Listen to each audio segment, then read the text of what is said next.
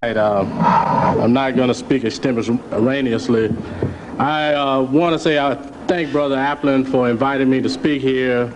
And when I came in today and walked down the steps and I saw the mural on the wall and just the different effects around the room, I was telling Brother Youssef, this feels like a real black church. I mean, I saw the church lessons for the youth, and they have, you know, images of African American youth on them. I'm from the South, and a lot of Southern churches use, they order their materials from this Baptist Sunday school market in Tennessee, and you know they have white images. Hopefully the images you'll see tonight when we get to the slides will change that imagery. And just as Brother Applin mentioned, the young brothers and sisters in South Africa who are being killed, kidnapped, and murdered, I want to dedicate this presentation to Stolen Legacy, the African presence in the Greco-Roman world, to them and to all the youth who are dying from crack and from the new thing on the block called bazooka, which is 10 times as powerful as crack.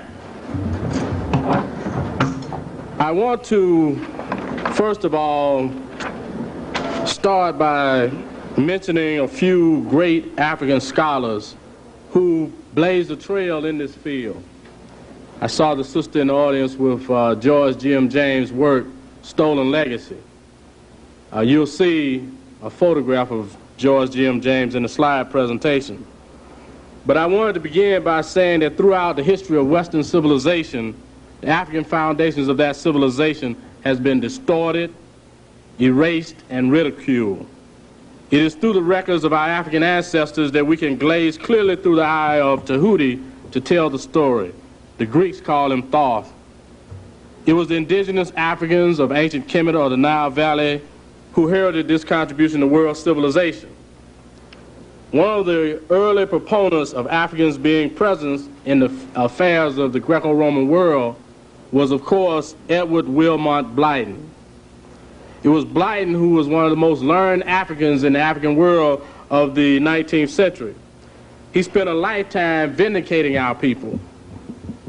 He spent also his early years writing. In 1869, in the Methodist Quarterly Review, he wrote of the African contributions to world civilizations in an article titled The Negro in Ancient History.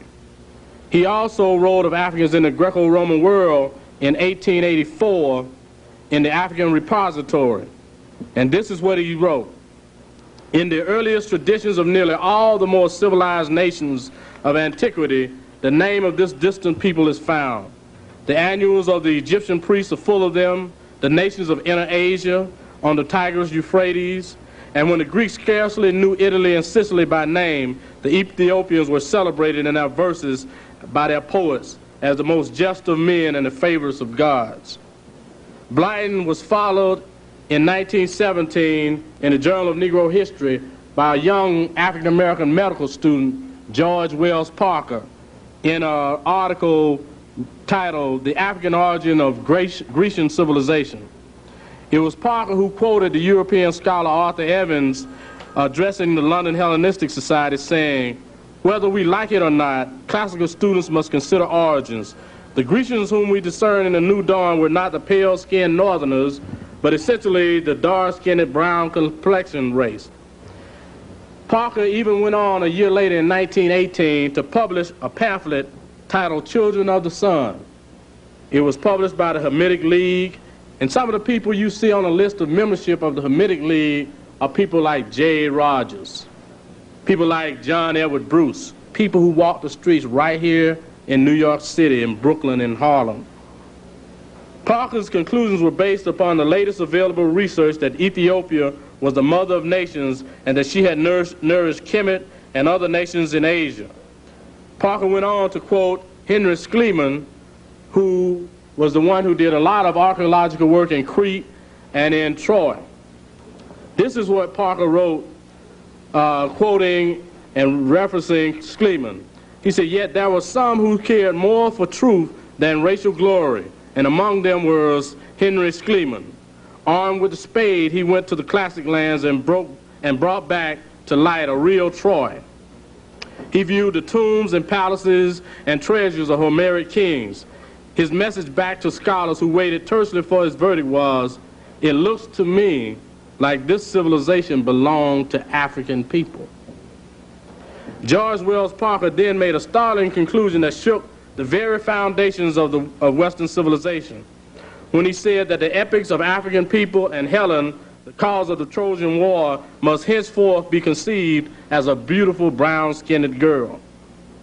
Now, you might have read different works such as the Odyssey and the Iliad by Homer, but there are other works by these authors of Greece and Rome.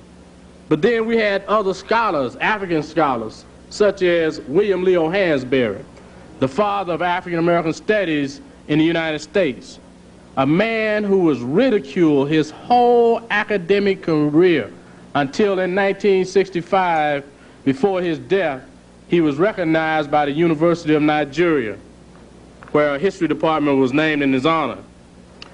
Hansberry, in the early teens of this century, as a student of Old Atlanta University, had read Du Bois's The Negro. And in it, he realized that the epics of the Homeric kings and gods was indeed an African story. He was relentless in his pursuits of documents on Africans in ancient civilization as well as in the Greco-Roman world. He even found works in his father's library, Eldon Hansberry, who was a professor at Alcorn State College in Mississippi. Hansberry summarized the African foundations of the Greco-Roman world when he wrote, "When classical literature was at the peak of its development, Ethiopia and the Ethiopians were favorite and familiar topics with most of the leading poets, geographers, and historians. And finally, in the twilight of the classical age, when the glory that was Greece and the grandeur that was Rome was capable of casting but a faint afterglow on the literary horizon, Stephanus of Byzantium, Olympodorus, and others sought to enliven the fading literature of a dying world by giving Ethiopia a prominent place in the historical stories and romantic tales which they endeavored to tell." Hansberry in 1953 went on to become a Fulbright scholar to Africa. He conducted research in the Cairo Museum in the years 1953 to 54. He served on archaeological field trips in Kemet, Sudan, Ethiopia, Kenya, Uganda, Zimbabwe, Congo, Ghana, Nigeria, Zanzibar, Tanzania, Malawi, Zambia, and Liberia. But still there were others. Even though he's very conservative and will not give credit to African people as being more than just slaves in the Greco-Roman world, Frank M. Snowden Jr., who wrote Blacks in Antiquity, Ethiopians in the Greco-Roman Experience, makes a superb case for Africans in the Greco-Roman world, even though he's misguided. You had others, such as J. Rogers, whom Du Bois had said, "No living man has revealed so many important facts about the Negro as Rogers." Then he went on to say of Rogers that Rogers was one of the best African historians writing in his day, even though he was not university trained. But then let me get to George G.M. James, who is an Afro-Guyanese who wrote the book Stolen Legacy, and he documented the foundations of Greek philosophy, education, and the very basis of Greek culture. James, many people talk about the contributions of George G.M. James. George G.M. James was the one that pulled the covers off the origins of Western civilization, because the very educational system of Kemet, the mystery system, was the foundations of Western civilization. You had such people as Thales, Socrates, Aristotle, Aristophanes. All these people went back to Kemet to learn from these African masters. And James was the one who penned the work Stolen Legacy. And until 1976, the book was first published in 1954 and mysteriously lost until Julian Richardson, along with Asa Hilliard, had the fortitude to seek to have the book republished. It was republished in 1976, and since then African people have been treating it as a jewel in their various libraries. But you had other people such as Ezekwe from Nigeria, who also wrote articles on the Negro in mythology as far back as the 30s. Then you had such people as Carter G. Woodson, who had written a story. But then let me get into some of the meat, such as the various Kemetic elements that appeared in Greece by way of trade, mercenary soldiers, and by those Greeks who had journeyed by Kemet to drink at the enormous educational centers, places such as Apet Sut, which was known to us as Karnak. And at one time, this university had 80,000 students. Just imagine the effect of a Greek person going into this university and you see 80,000 people, mostly African people, learning medicine, the development of writing, surgery, trigonometry. But then the oldest Greek tale with Kemetic overtones appears to be that of Io, the priestess of Hera. And she is said to be the daughter of Inachus, who was the founder of the first dynasty in Argos. And because of Zeus's love for her and Hera's jealousy, she was transformed into a cow. Io becomes maddened by a glad fire and wanders by a long route from Greece to Kemet via the Bosphorus and Caucasus and Syria. While in Kemet, she is touched by the breath of Zeus and becomes impregnated. And she gives birth to a son, Epaphras. And if you know the story of Epaphras, Zeus refers to him as Black Epaphras. The main emphasis of the story of Io is her position as priestess of Hera in Argos, her transformation into a heifer or cow, her journey to Kemet and the birth there of her son, and the fact that the cult of Hera in Argos seemingly dates from Mycenaean times lends supports to the theory that Io was contemporary with the 18th dynasty of Kemet, when there was direct contact between Kemet and Greece. In Kemet, the cow was held in reverence from early times. The most prominent cow goddess was Hathor, whose cult was that of great antiquity. And Sheikh Anta-Diop, the deceased Egyptologist, historian, and scientist, had said that in his article, The Origin of the Ancient Egyptians, that Hathor was an African woman. And if you're familiar with some of the work of Dr. Ben, he shows a temple carving, a photograph of Hathor as an African woman. The head, the body of a cow, the head of an African woman. Then Kemetic iconography seemed to be an exerted influence on Greek mythology. In Prometheus Bound, Io is called a horned maiden. Either the myths of Io arose under the stimulation of the cult and the iconography of Hathor, Isis, or the Greeks already conceived Hera as a cow goddess. Later, it was introduced other Kemetic tales into the story. And what you have is, and what you will see when we get to the slides, is how the Greeks would take an Egyptian or Kemetic god, transform it, Hellenize it, Greco-Romanize it, and it becomes something totally different. But then they always pay homage. Even in the cult of Isis, where the Greeks had processions down the street, you had people such as Nero participating in them, and they would have statues, walking down the streets with statues of Osiris. And then they even changed the appearance of Isis from an African woman till she becomes increasingly Europeanized. But let me go on and talk about Greece and Rome, which was continuously influenced by the native populations of Kemet. The cultivation of the olive and the use of bees to obtain honey and wax were taken to Greece by an Egyptian named Aristomenes. Even Attica was founded by a Camite named Kekrops, or Ka-Kepere Senwosret I. He also founded Athens. Kekrops, or Ka-Kepere Senwosret I, introduced marriage, law, government, and religion to Greece.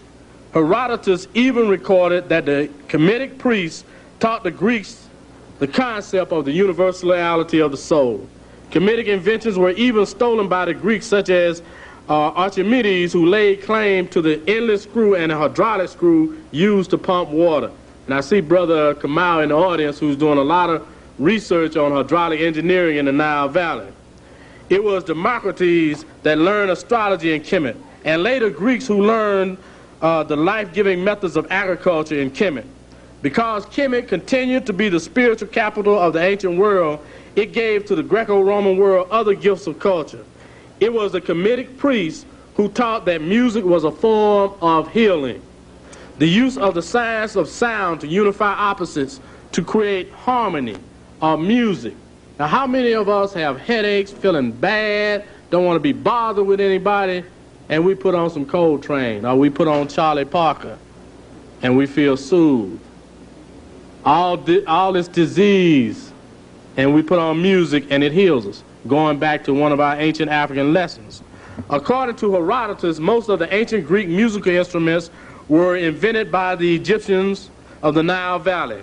The triangular lyre, the single flute, the cymbal, the kettle drum, and the sistrum. It was Pythagoras who traveled to Kemet and brought back to Greece the science of harmonies along with the principle of musical scales. It was Abbé Rousseau who believed and stated that the Kemetic musical system was at the base of the Greek system. Now, what you see is the Greeks, they were cultural borrowers. They were cultural captives of the Kemetic way or African way of life. If you see someone that can teach you and nurture you, you'll go to them willingly. Not only did they learn medicine and art, they took on dress. Greeks dressing as Egyptians. The Kuro's hairstyle, you begin to see that that came from Kemet also. The lyre, the Greeks and Romans claim Mercury invented from the shell of a tortoise when he chanced to pick it up on the banks of the Nile. It was the native Africans of Kemet in ancient times that led the world in musical development. I remember going to one of the temple sites in Kemet this past summer and seeing the god Bes with the harp. This is 4,000 years before anything in Europe, and this is an African invention. It was clear that Greece and Rome were the cultural capitals of Kemetic culture. In religion, they remained captive for nearly 650 years. I can't imagine living that long or being around that long. But think, borrowing culture for 650 years. It was the Greeks and Romans who dressed as Kemetic priests and priestesses and borrowed Kemetic African gods. And let me quote you a section of a paper by a friend of mine and someone I think is one of the foremost African educators or African American educators in this country, Dr. Asa G. Hilliard III. And he captures the essence of the era of cultural borrowing in the Nile Valley by Greeks when he wrote and spoke at the Nile Valley Conference on the Kemetic concepts of education. And this is what he said. All over Kemet today, one can see the results of Greek and Roman conquerors' efforts to copy the culture that they supposedly conquered. They rebuilt African temples, churches, and schools and joined the African religion. They carved their own images on African temples. They showed themselves being blessed by African gods, wearing African clothes and performing African ceremonies. A visitor to Kemet today must wonder as he or she gazes on the many massive African temples that were built by the Europeans. Why did they go to such trouble? Noble Europeans even had their bodies mummified in the African way. They took home the African religion of Isis, Osiris, and Horus. It remained very popular and prominent until suppressed by the royal edicts. Even then, it was the influence of this religion at the house of Isis or in Paris where its influence later was found. For instance, Paris means the house of Isis. So if anybody tell you they from Gay Paris, you ask them, do they know what that means, the house of Isis? The Greeks took Serapis, Isis, and Osiris, or the Osiris circle, as their own. By the end of the 3rd century, the Greeks and Macedonians, remember Alexander was from Macedonia, had completely adopted the cults of Isis and Serapis, and thereby, of course, those of Anubis, Heru, and Asar. All of these deities, except Anubis, were given Hellenized forms. The cults of Isis and Serapis came to Rome via the Greek settlements in the eastern Mediterranean. In the 4th century BC, there was already an Isaic sanctuary in the Paros for the Kemetic merchants of the harbor. This cult grew from the 3rd until the 1st century BC. During this period, the Isaic cults practiced by the cosmopolitan society of Greek trade centers such as Alexandria, Delos, and Puteoli, and by mercenaries spread in the Mediterranean world along the sea trade routes. Along the coast of Greece, Macedonia, and Asia Minor, shrines to the Kemetic gods were built. By the 2nd century BC, there were Roman worshippers of Isis at Delos. And in these temples of Isis, one of the requirements that they had was that native African priests from the Nile Valley, Africans, had to be the priests in those temples, teaching them of this African religion. During the first half of the 1st century BC, Isaic shrines were built, though exotic cults were officially prescribed and the Kemetic religion was considered superstition.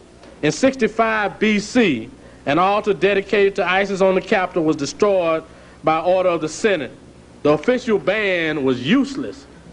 Now, they got rid of one temple, and they had to build it back.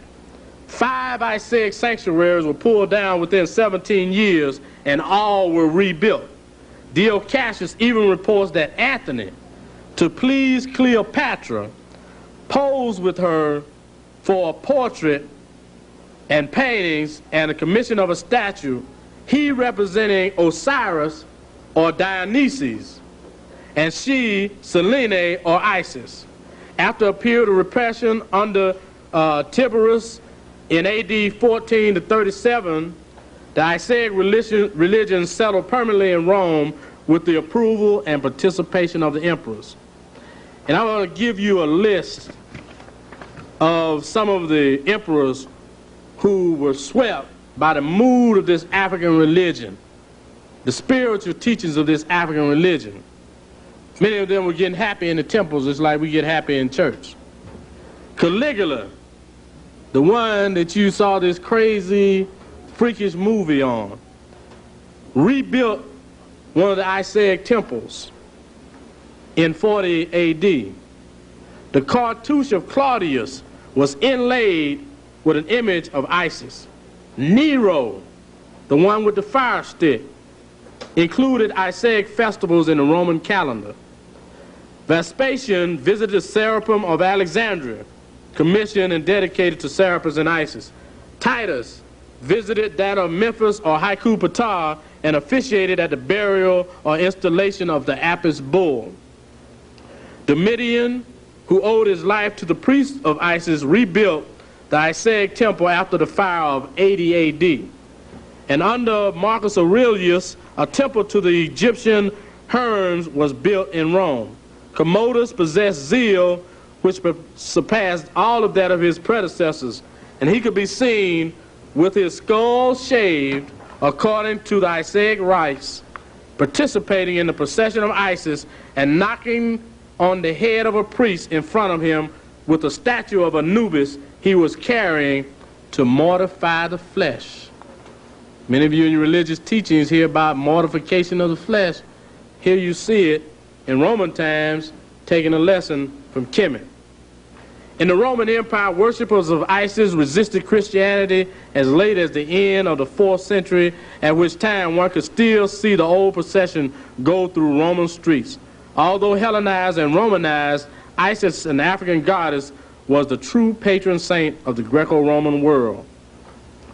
There were even other evidence There's epigraphical evidence in the form of coins and other means for the worship of Kemetic deities in the Hellenistic world, which is illustrative of the extensive power of the influence of Kemet. On many of the coins of Asia Minor, there were Kemetic figures. Before the time of Alexander, the horned head of Ammon, and you will see a slide of Zeus Ammon in the slide presentation, taking on and borrowing from Amun, the Kemetic god. There also appeared in Asia Minor on coins issued in the 5th and 4th century representations of Zeus, as I had mentioned, borrowing from Amun. There were other coins at Malta of the 2nd and 1st century before Christ that showed the cult of Isis and its importance. There were also cults of Isis in Crete. You will see maps showing how the cult of Isis goes from Memphis and from inner Africa, northeast Africa, and the Nile Valley, up into southern Europe, Sicily, Greece, and Rome. And many of you wonder, well, where did this Black Madonna story come from? This is the story that you see in the story of Isis and Horus, or Set and Heru. Evidence of the Isaic cults are present in bas-reliefs and coins and other antiquities found in Megara, Corinth, and Argos. It is also in the area of science, mathematics, and medicine that Kemetic civilization gave impetus to the Greco-Roman world. Scientifically, the Kamites were the masters of science in the ancient world. Diop says of them, it is only when the Greeks came to Kemet, principally Archimedes, that he came back from Egypt and said he invented the endless screw after seeing it in Kemet. Then he further states that the formula C equals pi times D is attributed to Diostratus. This formula, which gives the length of the circumference of what is believed to have been established by the Egyptians as the circumference of a circle, has been alleged to have been originated by a Greek author. But it was also known that Eratosthenes was the one that coined and invented the circumference of the circle. They go on to list other persons, such as Hippocrates, who we all know was not the real father of medicine, but Imhotep. It is important that the Kamites of the Nile Valley produced the world's first physicians, they produced the world's first medical knowledge and literature. It was the native Africans of Kemet who influenced the contributions of Hippocrates with the Hippocratic Oath. It was Hippocrates in his own essay on ancient medicine that reveals the invention of medicine that came from the Kamites. Even Pythagoras returned to Greece and then to Cronan, Italy, where he established a brotherhood imitating the Kemetic priesthood in dress, practice, and philosophy. The Greeks and Romans both continued to use Kemetic methods of arithmetic. Even G. Sarton believed that the ancient Greeks believed Kemet was the birthplace of astronomy. It was also in Alexandria that native Africans continued to bestow Kemetic genius on the Greeks. But then you had cases where Kemetic gods were borrowed by Greeks. Asar or Osiris, Osiris being a Greek name, of course, becomes Dionysus or Serapis Pluto to the Greeks. Or Set or Isis becomes Demeter when she becomes Greek. Heru, when he gets to Greece, changes to Apollo. Neith becomes Athena. Hathor, the African woman, becomes Aphrodite. Amun becomes Zeus. Tahuti becomes Hermes. Ptah, Hephaestus. Amun-Ra becomes Ares. Khonsu becomes Hercules. Imhotep becomes Aesculapius. Heru-Khatu becomes Hermachus. The Benu bird becomes the phoenix. Nut becomes Re. Ra becomes Helos, Seb becomes Kronos, Set becomes Typhon, and Apu becomes Panopeus.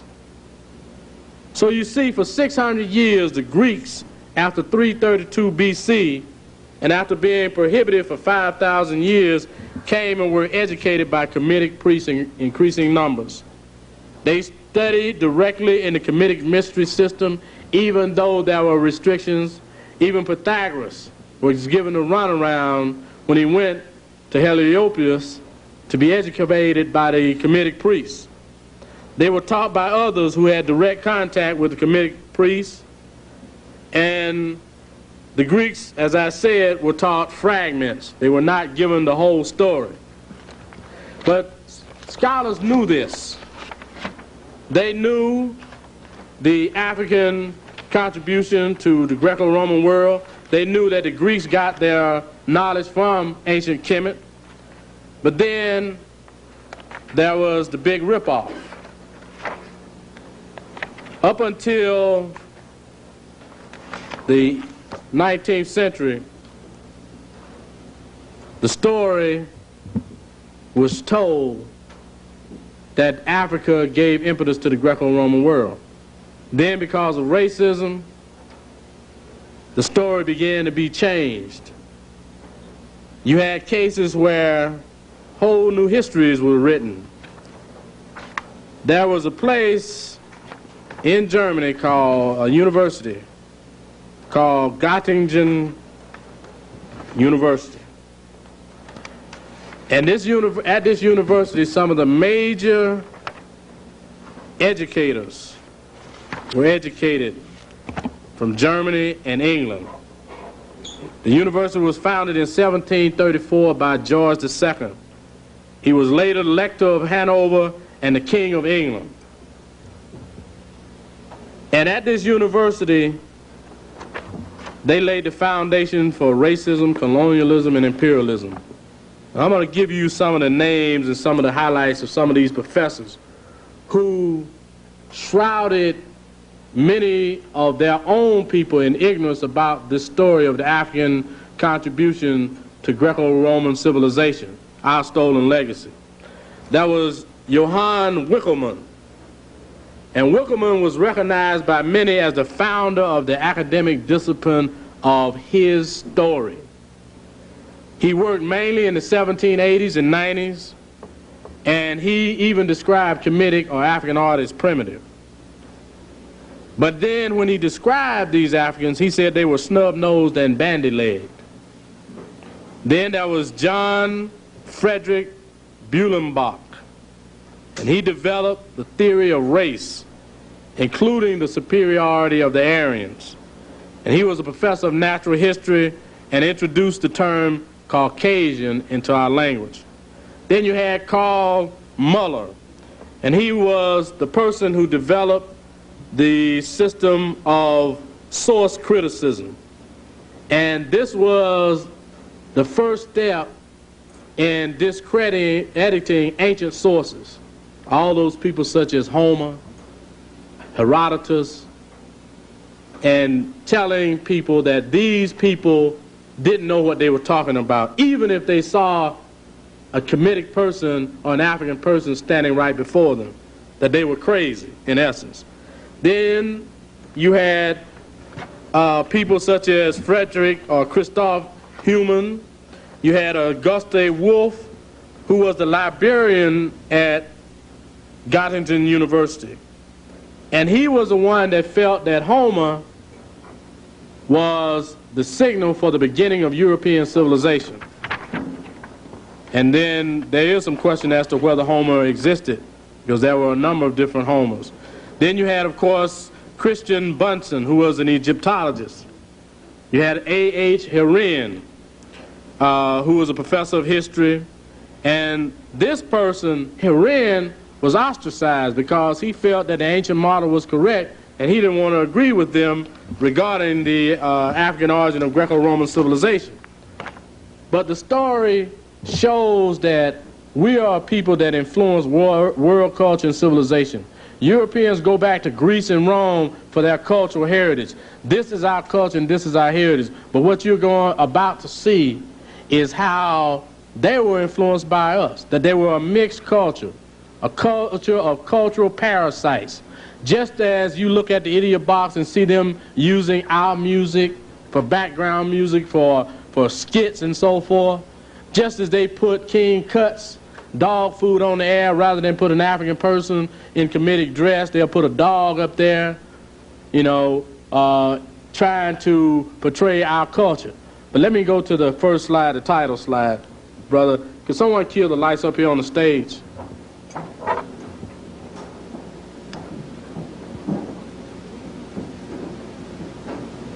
Yes, please. Okay. As you know, the presentation is the stolen legacy, the African presence in the Greco-Roman world. Next slide. This presentation was inspired by the work of George M. James in Stolen Legacy.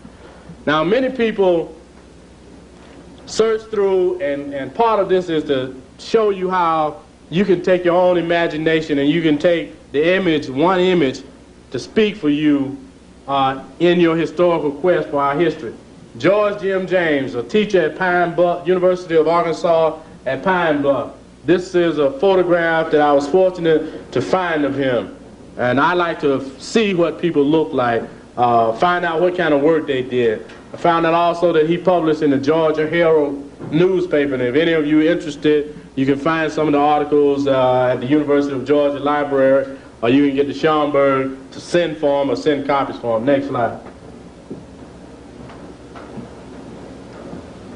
Now, we talked about African influence in the Greco-Roman world. We know that Tarseti was before ancient Kemet. 3100 BC was the start of the first dynasty in Kemet. But then you had the Pyramid Ages in dynasties 1 through 12. You later had the Temple Building Age in dynasty 18. But from here all the way down, except to the invasion by the Hyksos, which was really a period of destruction, and they gave nothing cultural to the Nile Valley, only disruption. Then you go down to 1000 BC, paralleling with the 25th dynasty in 770 BC. Then you get down here to 332 BC, where you get to the Greeks. Then, of course, 1 AD, you come to Christ. But from this period, over 3,000 years, down to the Greeks, you had Kemetic or African civilization influencing the world. No white people until you get down here to these Greeks. And then even they can't recount of their history, because in 332 BC until down to 500 BC, they say that was a heroic age. No written record. Next slide. Little focus. You might not can see this, but this is the same timeline. But I show you here during the 4100 to 4200 BC, you see the zodiac or astronomy. You see surgical instruments here between 4000 and 3000 BC, the origin of medicine. You even see the boat of Khufu. And here you see dynasties 1 through 12. You see Khufu, who many Europeans say built the Horimakhet, or the Sphinx as you know it, but he only repaired it.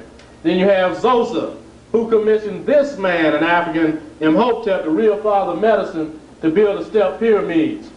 And here you see Menes, which Diop says was the first king on earth at 3100 BC, who united Upper and Lower Egypt. Now, he was not the first king to come. You had people such as Scorpion who ruled before him, but he is the first recognized king of Egypt because he united Upper and Lower Egypt. You'll see another clearer slide of him. All of these people are African people creating shipping, temple building, medicine, and astronomy. long before you get to the Greeks and the Romans. But go to the next slide. Now, many people say, well, who are these people in the Nile Valley? Here you see, on your left, ancient Camite of the Nile Valley, or African of the Nile Valley. You see the Persians, the Syrians, you see here Nubian.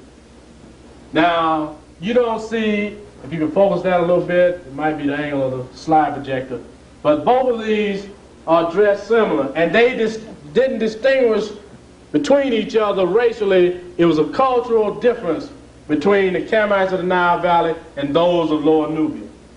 Next slide. And this clearly shows you what is an ancient Camite and what is a foreigner. Next slide. Of course, I had to add this. This shows you indigenous Africans of the Nile Valley, photo taken about 1950 in the Nile Valley in Aswan. Next slide.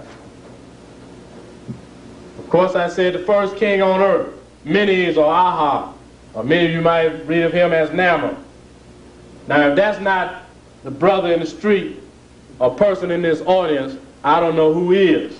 And no one can tell me that this is a European and that this was a Caucasoid black that founded Kemetic civilization that influenced the Greeks and Romans. Next slide. Now, this is Seneferu, one of the pharaohs of the Old Kingdom. This is in the British Museum. As usual, the nose is gone, but you still see the African features. And I'm showing you this to establish what the ancient Camites look like, because people still feel that Egypt is not in Africa, that the ancient Camites or the Egyptians were a European people. Next slide. This is a mural from the dynasty of Menahotep. This is Kemset, Queen Kemset here. Notice the dark hue, just as you'll see of Amos Nefertari, an African woman. Now you see what they portray foreigners as, and you see what they portray themselves as. Next slide. This is Amos Nefertari. She's the founding queen of the 18th dynasty. And people mistake her and they attribute things that she did with Nefertiti. Nefertiti comes later in the reign of the 18th dynasty. She was the wife of Amos I, the one who fought the Hyksos. She also had a son, Amenhotep I. This woman was an administrator, ambassador, but many people, like I mentioned to Dr. Van Sertima in his Black Women Antiquity journal, that there needed to be a story on this woman's life. Because we get everybody else, we get Hatshepsut, we get Queen Tai, but this woman is very important. She advised her son. She was as an advisor in her family for over 40 years. Next slide. Of course, here you see her with her son, Amenhotep I. Still those African features. And as we all know, the blacker the berry, what they say, the sweeter the juice. Next slide. Queen Tai. This woman was the wife of Amenhotep III. They say he commissioned seals to her from Sinai to Nubia. Built a sacred lake for her. He loved her so much. When you're going toward, I think, the Valley of the Kings in the Nile Valley, you come across two of the colossals. They call them the Colossi of Memnon. That's what the Greeks called them. But they are really statues of Amenhotep III. And I had seen many pictures of Amenhotep III and those seated statues of him, but I never really noticed that on his side of his leg, on his knee, stands Queen Tai. That was the first time I really had noticed it. But as you see, she's a good old sister. Next slide. Thutmose III, who J. Rogers said was a Napoleon of antiquity. I say that Napoleon, when he went to the Nile Valley, might have found out about this brother and wanted to use some of his exploits. This, of course, is in the British Museum. And look at the nose and the lips. Covered all the way up into parts of Asia. Next slide. Okay, I showed you what the people in the Nile Valley look like, some of their features. Now, here we start with their contributions. This, I mentioned Osiris, or Asar. Asar is a Kemetic name. Osiris is a Greek name for this god.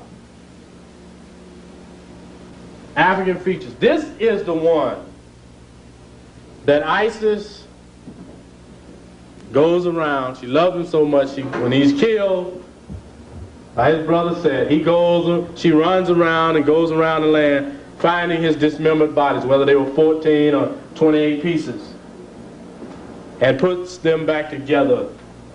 This is an African person. And in other slides you will see, in pictures you will see him as a black god sitting on a throne. Next slide.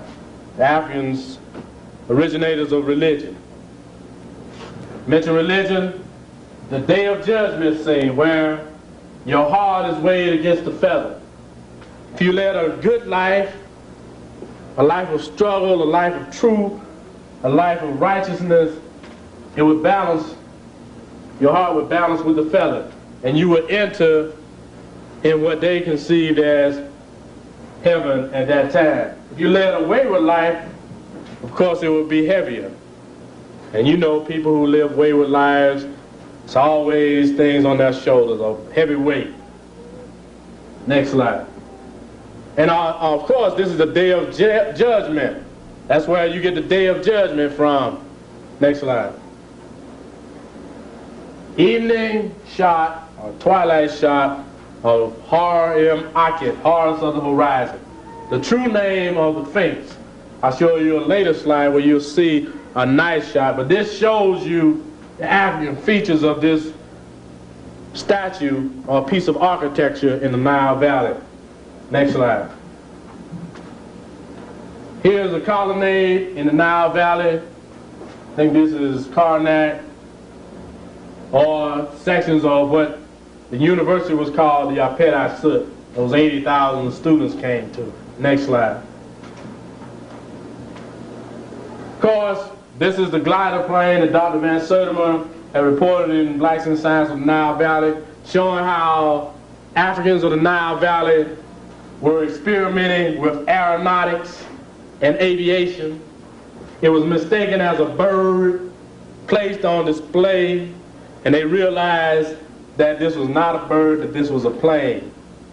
Not so far-fetched when you look at the level of medicine, circumcision, that the ancient Kemites of the Nile Valley were practicing. Next slide. Of course, surgical instruments, showing how these priests and doctors, they had whole schools such as the House of Life.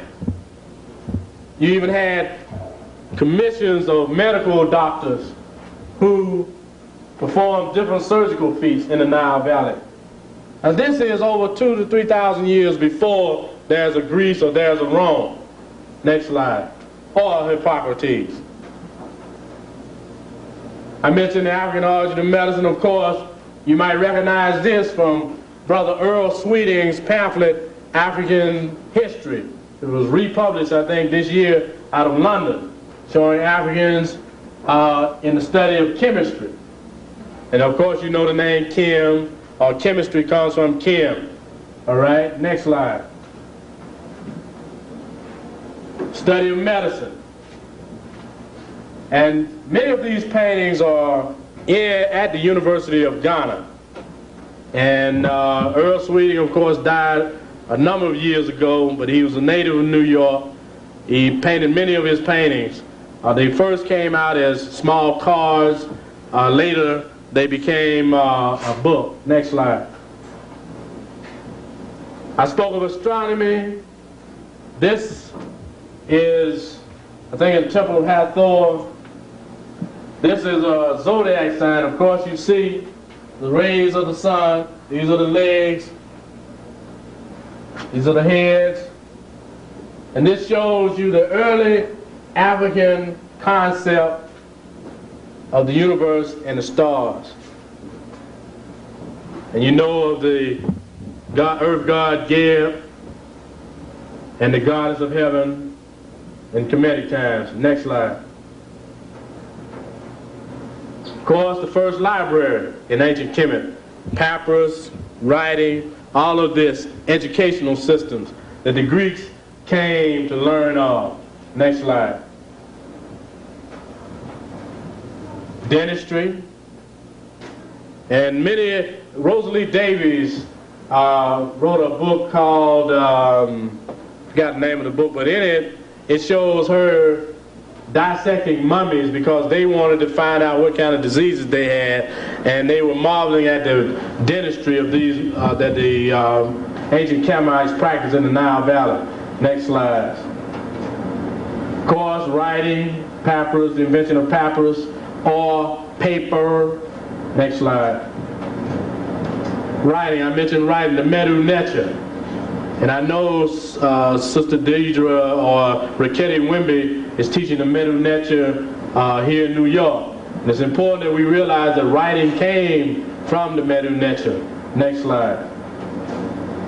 Of course, we all talk about reading and books.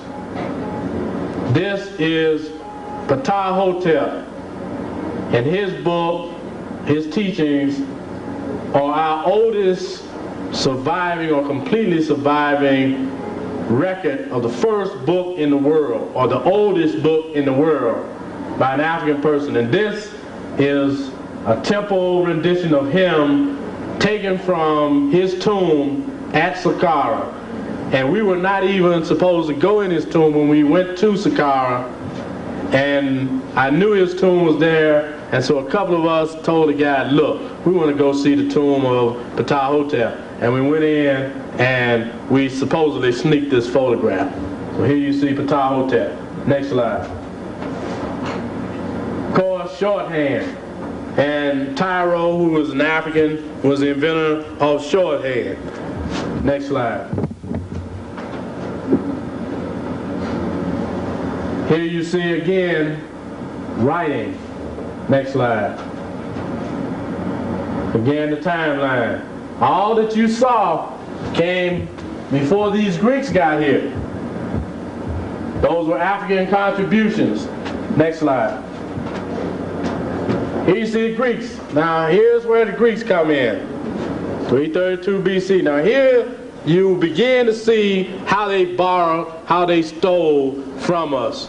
And you know how leeches and parasites leech on to people and drain the cultural heritage of a people. Next slide. Now, Herbert Wynn in Search of Man had this to say about Africans in the Nile Valley. He said, so great was the achievement of the Africans in the Nile Valley that all the great men of ancient Europe journeyed there.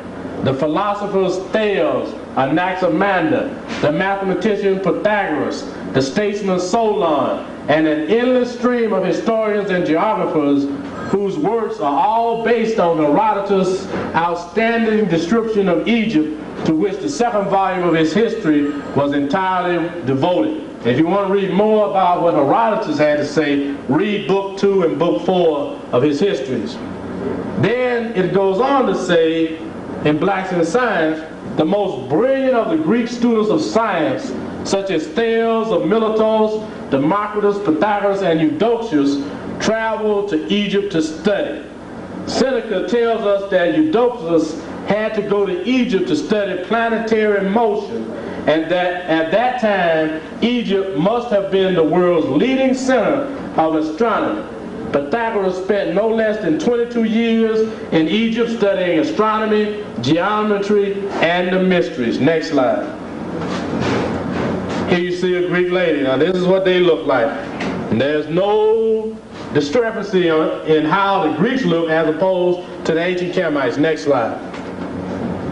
Here you see Osiris, the black god I had showed you, and the statue that's in the British Museum previously. He later becomes Zeus.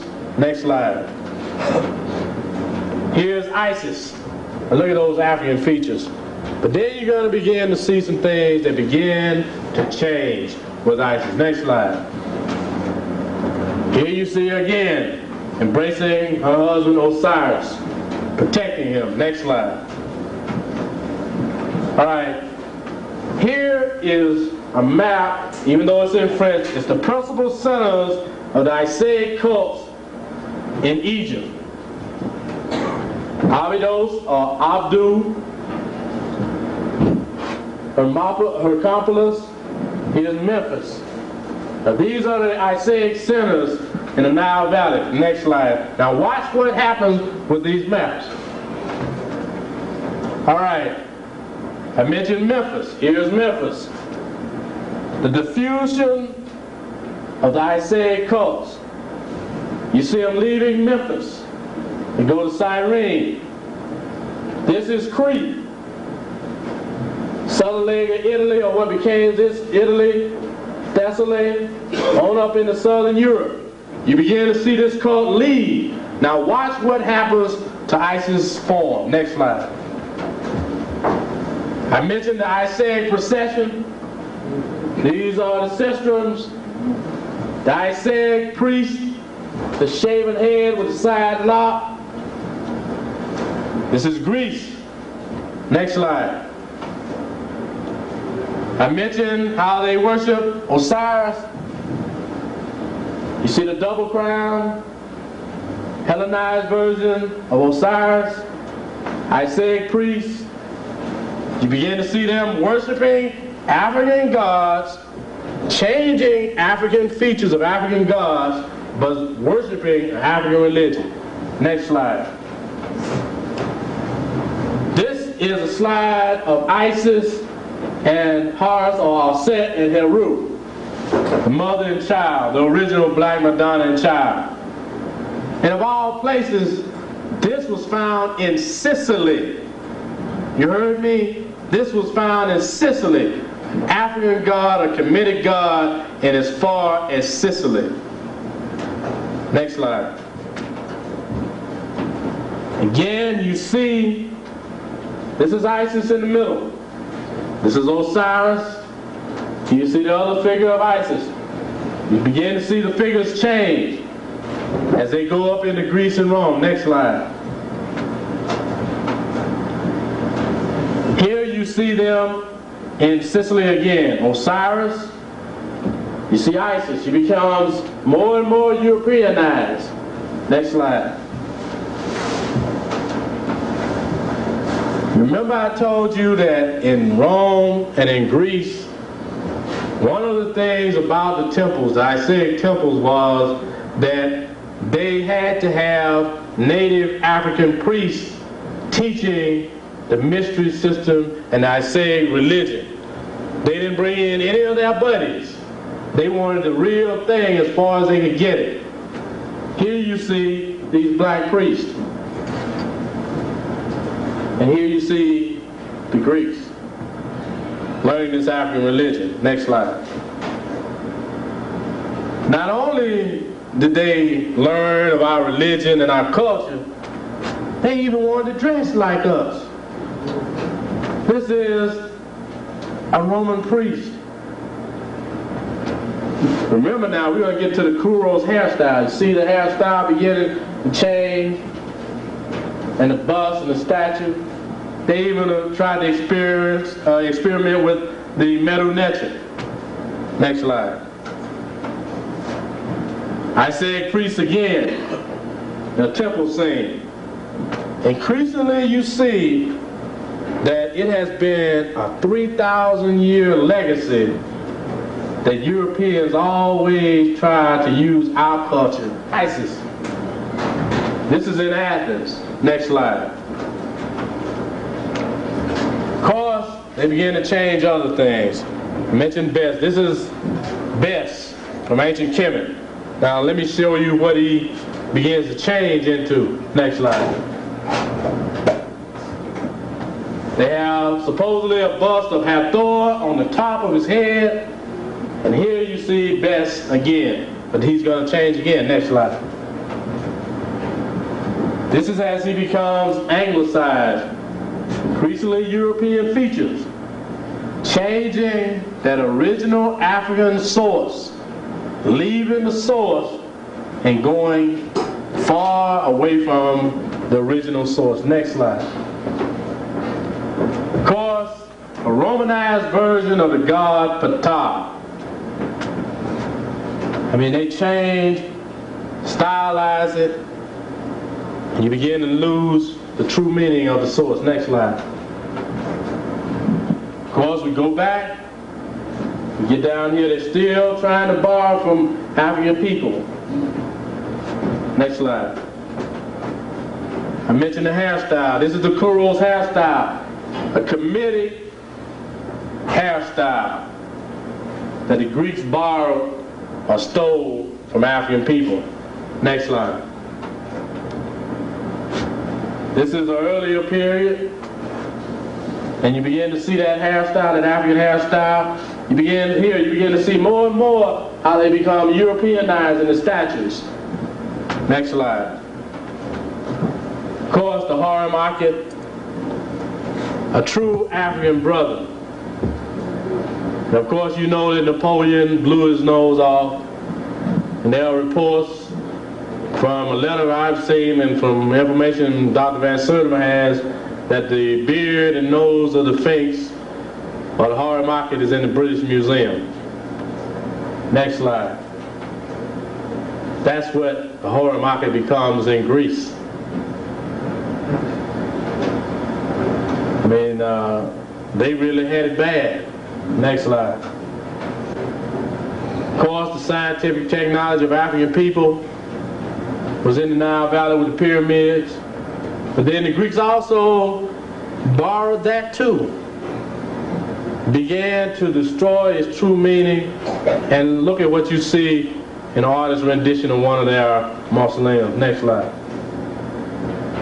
A reconstruction of a mausoleum, 353 BC. Concept of the pyramid on top. Next slide. They even went so far as trying to use the crowns of ancient Kemet. And this is from Rome. Next slide. Not only did they want to dress like us, worship like us, they wanted to try to be initiated into the mystery system. Now here you see a Greek trying to be initiated. And if anybody is going to the Nile Valley with Dr. Ben this summer, there's a room that they never take you into at the Cairo Museum. It's the Greco-Roman room. And in that room you'll see some of these same statues of how Isis, Horus, Heru, Asar changed into Greek versions. And you'll see the same thing. You'll see mummy cases with a Greek painted on the coffin lid with the crown of Osiris. Now how hypocritical can you get? Next slide. Here they are in our dress, Roman times. Now that, to me, that really, turns my stomach, because one, you're taking African culture and you're placing another culture inlaid over top. And you can never be yourself by aping other people. That's a message to us from 3,000 years of history. Next slide. This represents one of the sons of Caracalla. And he still has that Egyptian dress, Egyptian headpiece. This is in the Cairo Museum too. Next slide. Isis. Now this is in the Egyptian Museum in Berlin. She completely changed from what she was as an African woman to a European woman, preferably Goldilocks. Next slide. Back to the timeline. You have to deal with where we were in time and space and where these Greeks were and what we were doing in the world at that time.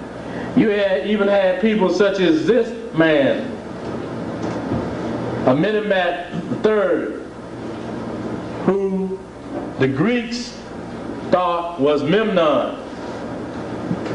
Then you had people such as Osiris I, or Sin Roosevelt I, who was the founder of Athens. Next slide.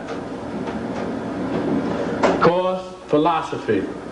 You know, the African proverb, same thing in ancient Kemet. Tale of Two Brothers.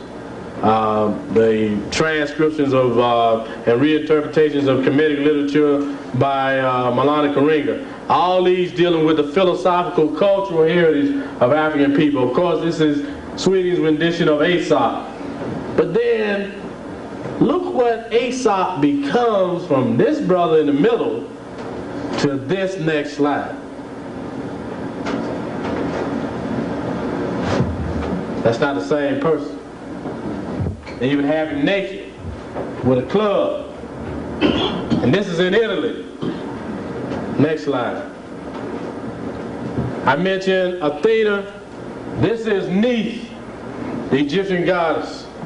Now watch what she becomes when she becomes, and even the Greeks go back and say that Athena supposedly have been related to, or her attributes related to Athena. But here's what Athena is in Greek culture. Next slide. This is Athena. Next slide. Now we talk about rulers and so forth in Greco-Roman times.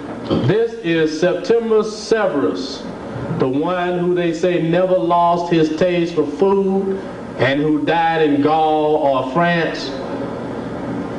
Right? This is him on horseback and a hunt. And this is a glass plate from Roman times. Next slide. This is what he becomes when they Europeanize him. Next slide. Now this is what Earl Sweeney tried to capture with the brother on parade. Next slide. I mentioned Amenemhat III, or the one that the Greeks called Memnon, the one who supposedly tried to save Troy. This is the brother in the Cairo Museum with what looks like dreadlocks. No mistaking who this brother was. Next slide. This is what they say in the artist's drawing is Memnon. But then they even put an image of an African on the shield. A little bit of truth, but never the whole story. Next slide. I mentioned Osiris or Sin Roosevelt I, founder of Athens. This is he in the Cairo Museum, showing how Africans still had influence in the Greco-Roman world. That it was not this European culture that we hear about when we take the humanities and they throw on Homer, Socrates, Plato, and Aristotle to us, and saying that they gave the cultural foundation to the world, when it was these black Africans who did it. Next slide. Back to the timeline. And I can keep throwing this timeline at you because you have to study chronology. You have to know what came first, what came last, what came in between, but always what came first, because that's the true story. Next slide. I mentioned Zeus and I mentioned Ammon. This is Ammon, the god Ammon from the British Museum. Now watch what the Greeks do to him. Next slide. Zeus Ammon with the horn. You saw what he was in Kemet. Now you see what the Greeks made it. Now look at the next slide of him. Here he is. But then you even see Kemetic representations. This is he seated here. This is supposedly the falcon. You see other Kemetic symbols. on corn.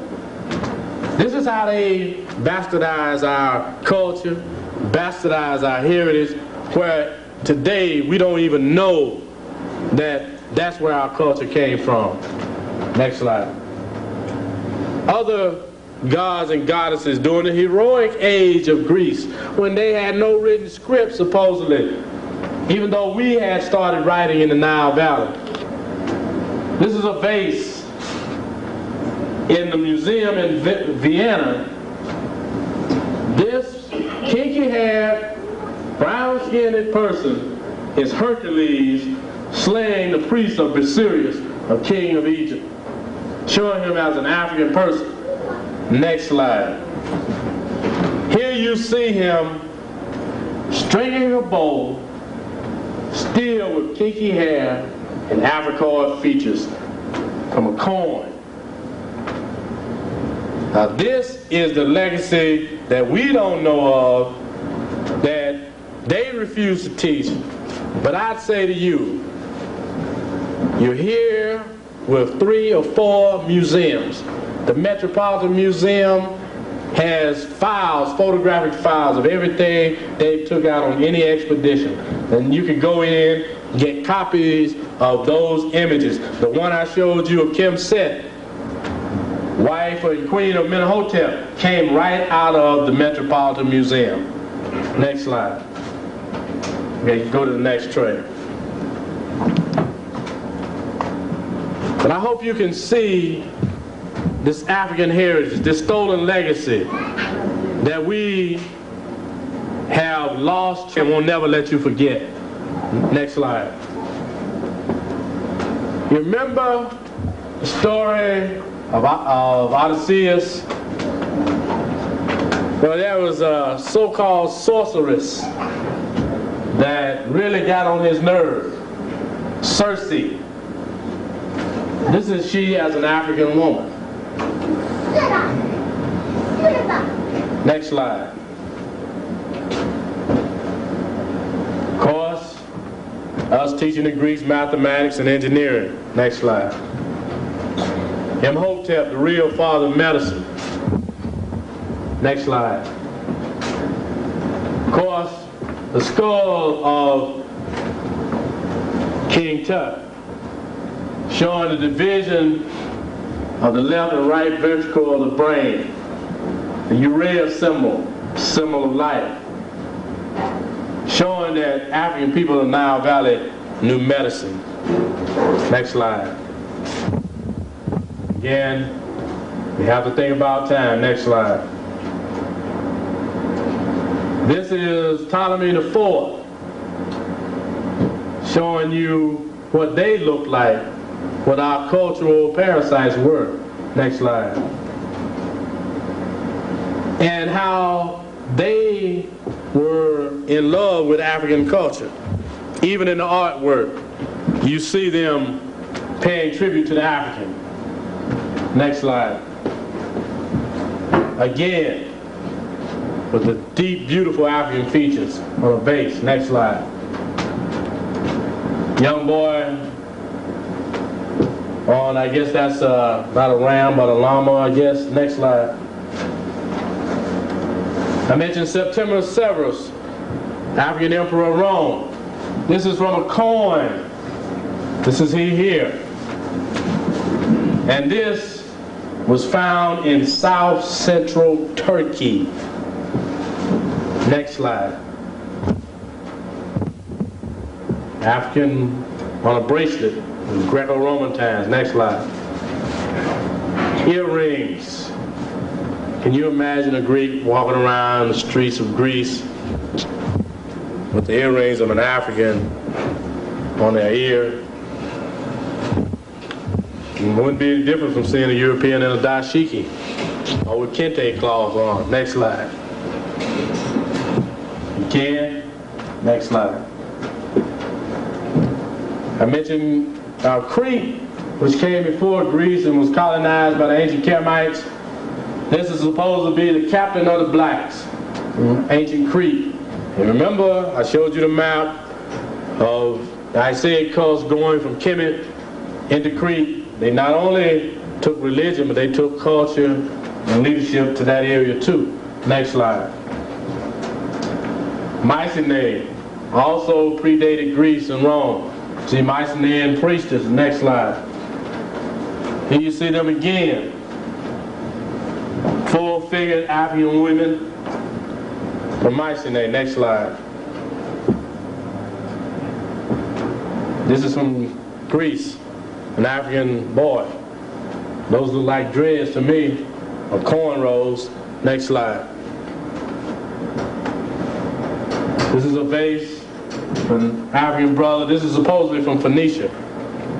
Next slide. Of course, many of us know the story of Hannibal in the Alps, the Punic Wars, how they spent generations, and how he swore eternal vigilance against Rome. Next slide. Coins of Hannibal with the elephant. Europeans still refuse to believe that that is Hannibal. Next slide. The elephant that Hannibal supposedly have ridden into the Alps. Next slide. Now these are figures of African people during the Punic Wars. Like a brother with a bush. Next slide. Again, sister and brother in Punic times. Next slide. Here he is again. Peppercorn hair. One of our trademarks. Next slide. Go on. Now, we go back to our source, to Khufu, other Kemetic pharaohs. Next slide. Because Amenhotep, son of Hapu, builder of Karnak temple. We go back because you got to go back to the source to find our heritage. Because it has been stolen, it's been corrupted, and it's been hidden. But it's our task to find these images, to show the influence. One picture, they say, is worth 1,000 words. But until you have the knowledge and the concept behind that picture, or put it in proper context, you still don't have the right story. Next slide. This is Amenhotep III, who was the husband of Queen Tai, the one who spread the seals from Sinai to Nubia. Next slide. Many sisters wear the necklace with Nefertiti around their neck. And many of them are the Europeanized version of a bust that they found in the Berlin Museum. They don't know where or who it is of. They claim that it's Nefertiti. This is from her tomb. And this is what she looked like. Of course, Taharqa of the 25th dynasty. Next slide. And it's all a mind game. You know, they're playing games on our mind, and it's our task to liberate our mind, to free our mind. Next slide. And just as John Henry Clarke says that if you want to find a friend, you look in the mirror hoping that you'll find yourself. But please hope and pray that 3,000 years of history will liberate the young brother from seeing Superman on the other side of that mirror. Next slide. I want to add the next two slides for a purpose. I was looking through a computer magazine one day, and they had this ad: from a mythological past to a dangerous future. Games, computer games now. The Seven Spirits of Ra, a game. Says it challenges you to an adventure from 3,000 years ago. Experience the authentic drama of an ancient Egyptian myth. Fight through tombs, pyramids, caverns, and swamps. Test your mind against complex, multi-level passages. Overcome sudden perils and surprises from evil forces and guardian demons and Kemet, the true source of world civilization. Next slide. And of course, I had to put Malcolm in, because our story from ancient Kemet, from the foundations of world civilization, has to be a story that we teach our young people, that we teach our kids, that we read to them, that they recognize the images of our people, that they know our heroes, that they know the difference between Amun and Zeus Amun, that they know the difference between Imhotep and Hippocrates, and hope that if they graduate from medical school, that they won't swear by Aesculapius, but swear by Imhotep. This is the story we have to tell, and it's a long story that's long overdue. Next slide. Thank you.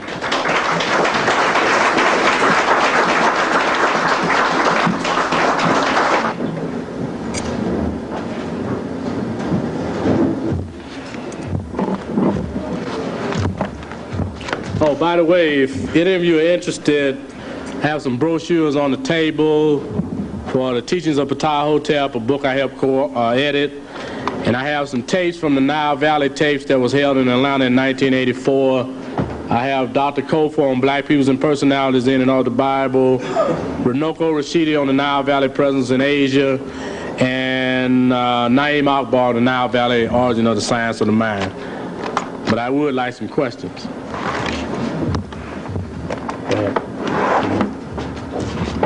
While they're thinking of their questions, I made some copies of these. Okay. So there's plenty of material in the back. And also, didn't you have a book here? No, I just had a brochure. Okay. Material is in the back.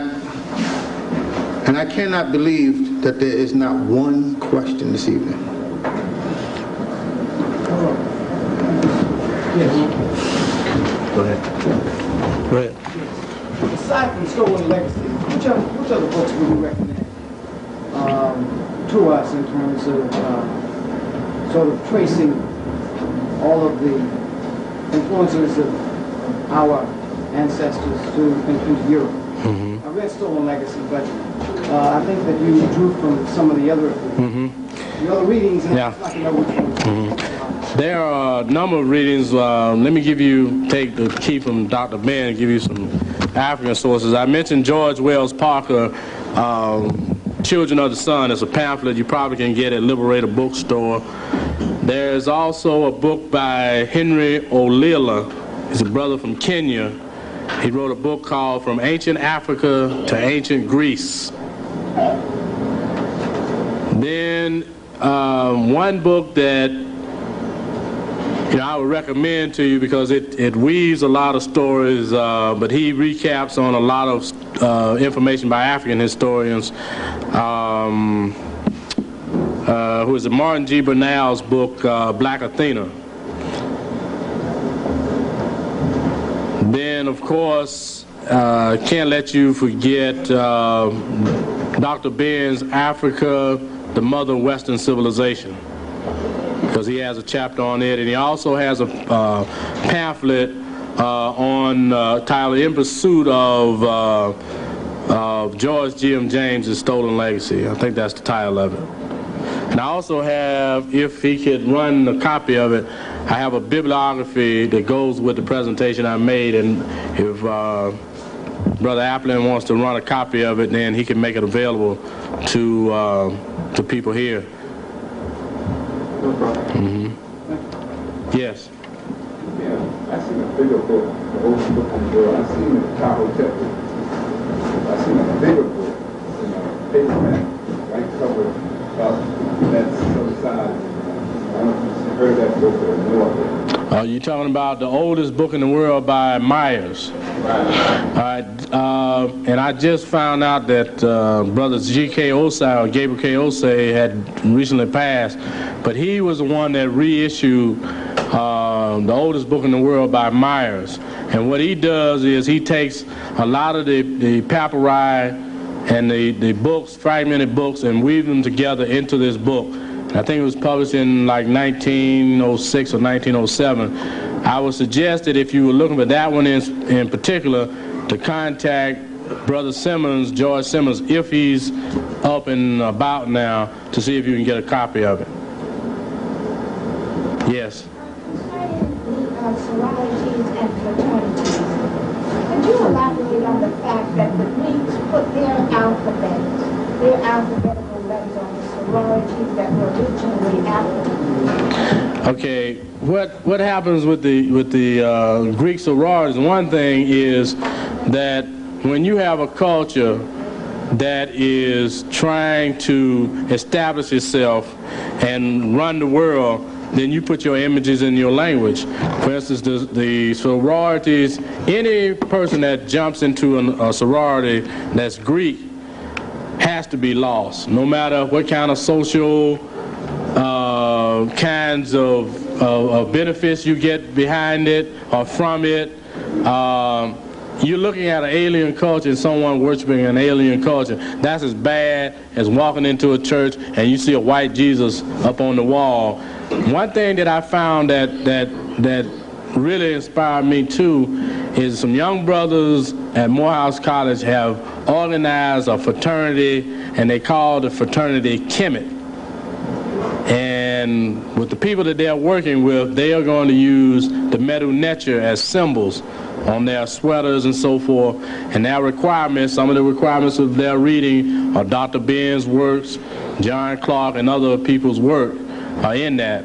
But the whole cultural adaptation of the Greek fraternities is another aspect of our stolen legacy. I didn't get into that because I had some striking photographs of some of the rituals that these Greek fraternities go through, the hazing methods and so forth. Yes.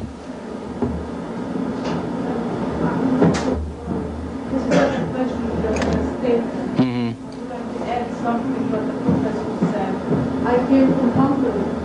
Hungary is East European country and a socialist country. When I was in elementary school and high school, we learned all this, what the professor said.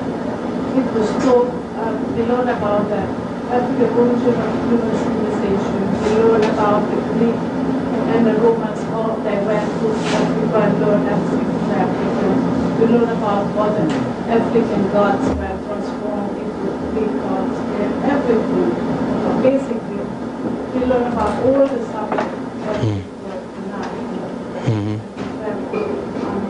I just want to tell people that in Eastern countries, East European countries, and this is the reason why I come to this church for 4 years and listening lectures, because I know about that human civilization.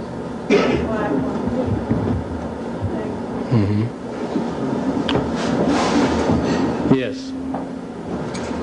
Is there a stolen legacy connected with the elf and basically, particularly with the 33 degrees, only 33 degrees? There's a lot involved in that.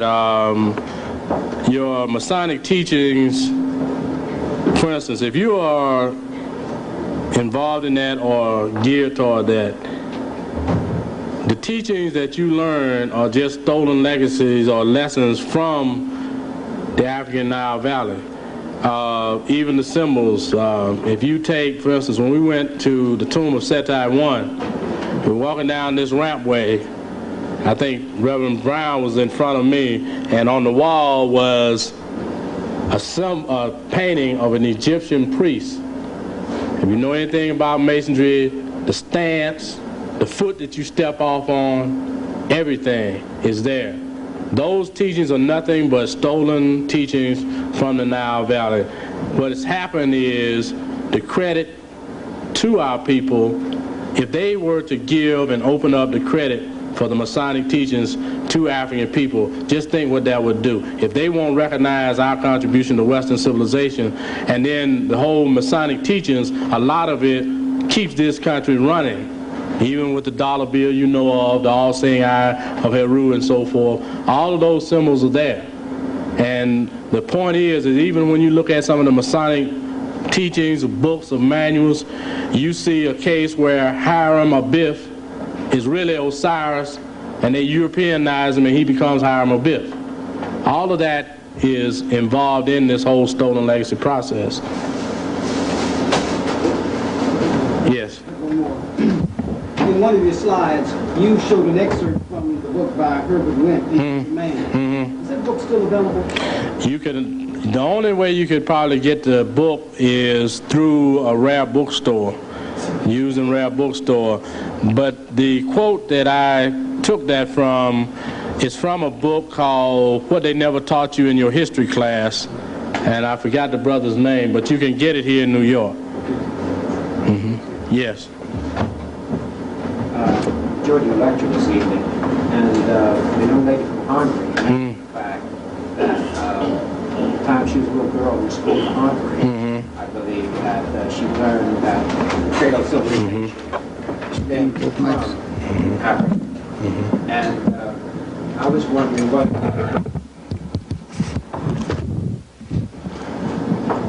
Thank you.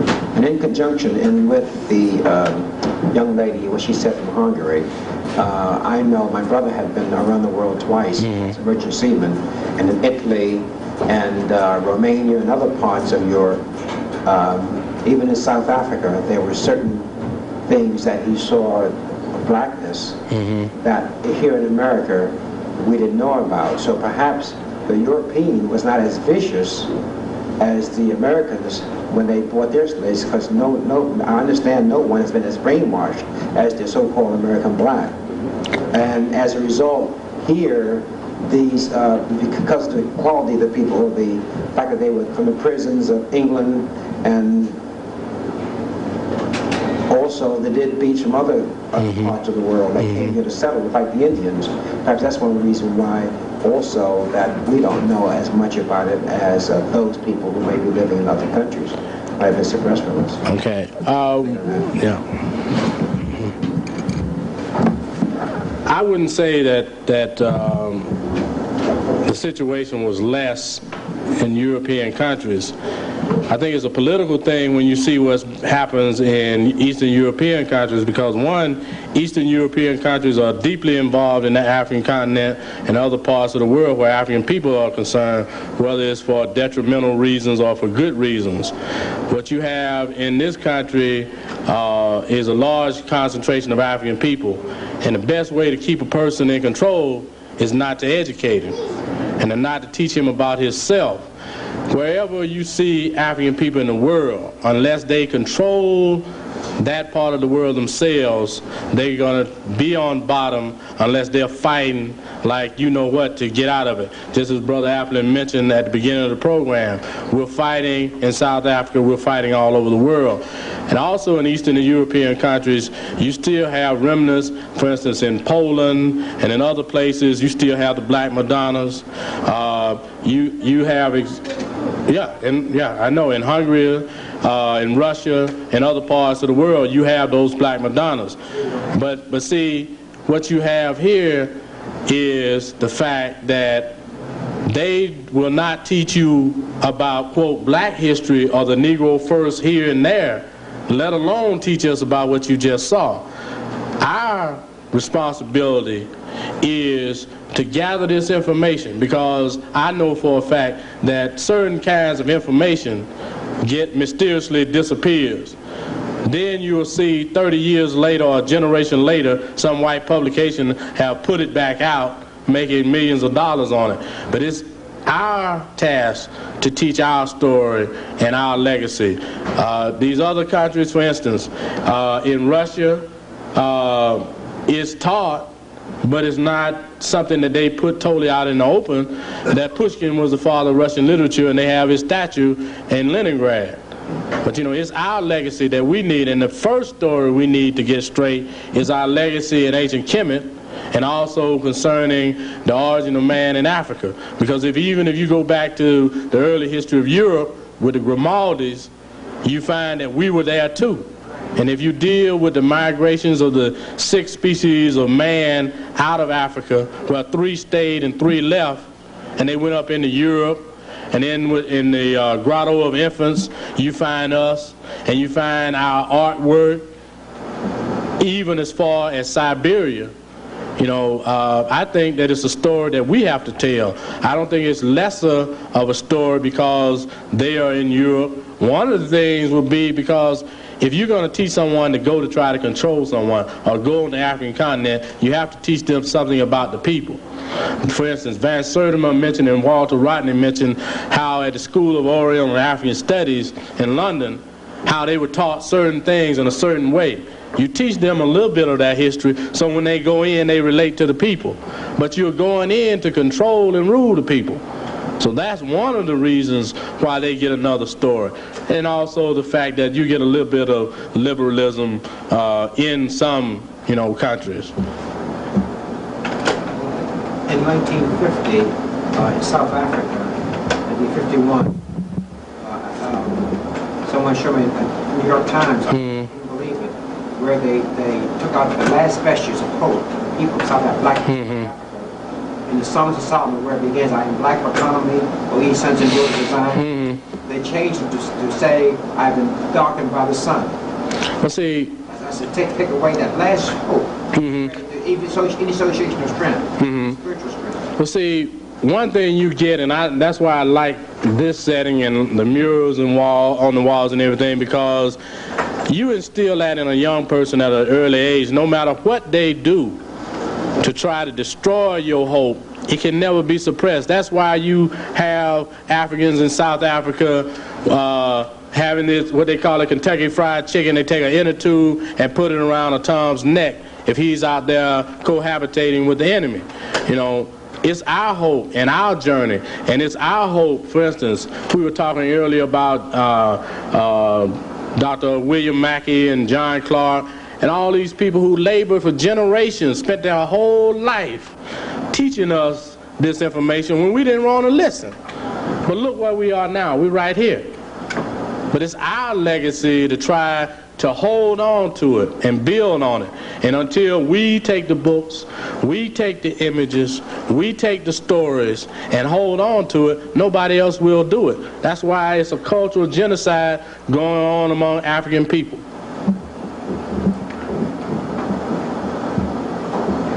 The sister. I have two questions. First question is, can you recommend a good book? Because I read Stolen Legacy in the Wide, I have the foundation. Can you recommend a book that I could read? Well, I already read it, but that would help me understand it, because I was totally in the dark. Okay, I would suggest that you start out, now you want to read something on the Stolen Legacy, I would suggest the first book that you should read that tells the story of what we possibly lost. He gives a good scope, the first 63 pages of Destruction of Black Civilization, showing what we had and what we came from. Then I would go with Henry O'Leary's book, From Ancient Africa to Ancient Greece, because what he does, he goes further than James does in a lot of ways.